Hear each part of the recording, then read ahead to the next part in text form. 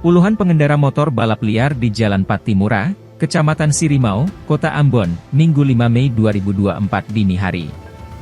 Pantauan tribunambon.com di lokasi sekitar pukul 2.30 WIB, terlihat puluhan pemuda berkendara secara ugal-ugalan.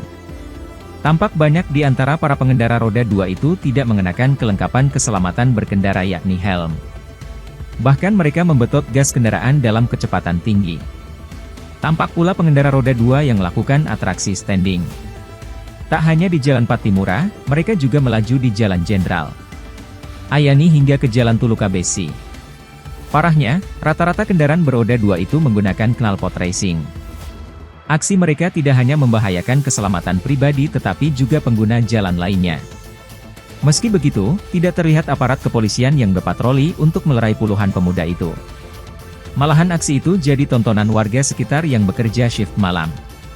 Terdapat pula sekawanan anak muda yang asyik nongkrong di tepi jalan sambil menonton jalannya balapan.